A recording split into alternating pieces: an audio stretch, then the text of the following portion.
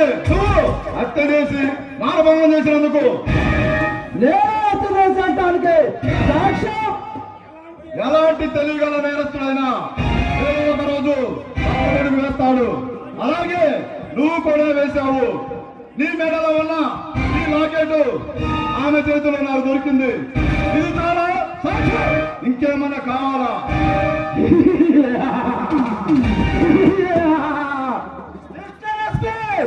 నీకు ఎంత డబ్బు కావాలని ఇస్తాను. ఆ లాకెట్ నాకు ఇచ్చాయి. లేదంటే ఈ అంకెలు చూపిస్తా. నీ విశ్వరూపం చూసి అల్లాక బాగా వీధుల్లో తిరిగే ఉన్న నా కొడుకులు ఉన్నావా? భరత్ చంద్ర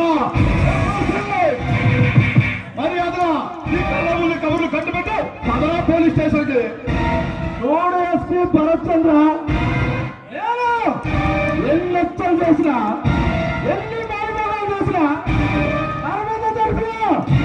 ఈ పోలీస్ యంత్రం మొత్తం చూస్తూ ఉండిపోవాల్సిందే. నన్ను అరెస్ట్ చేసే దమ్ము ఈ చట్టానికి లేదు. ధైర్యం నీ న్యాయస్థానానికి లేదు.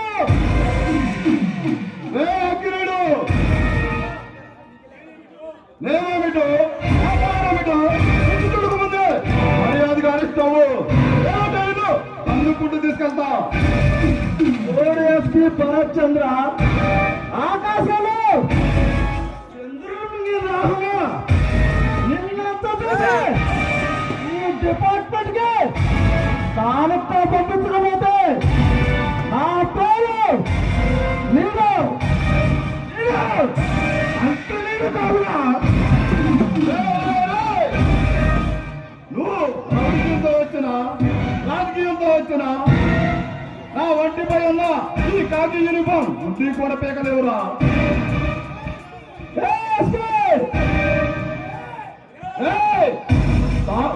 సావు కేక పెట్టకు, సావు కేక పెట్టాల్సి వస్తుంది. నేను ఎవరో తెలుసా?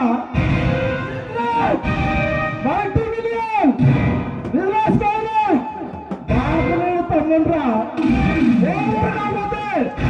ఘోరంగా తెస్తావు. బిజినెస్ మ్యాగ్నెట్ అయినా ప్రధానమంత్రి మనవడైనా ఆ భగవంతుడి కొడుకు అయినా ఎవరైనా ఎస్పీ భరత్ చంద్ర, ఎస్పీ భరత్ చంద్ర, నీలో దమ్ము ఉంటే ముందు నాతో తలబడి ఆ తర్వాత నీ మగతనం ఏంటో చూస్తారా? జైలుకు వస్తా. కాలం చేసిన గోండా నా కొడుకులందరూ అరెస్ట్ చేయకపోతే నా అబ్బా వెంకయ్యనాయుడు పుట్టిన శంకర్ చెట్టు ముక్కంటే కాదురా. నీ వెనుక దుష్టి సత్తులందరూ పిలిపించరా. కూడా తప్పేస్తారా కొడక. దమ్ముంటే రారా.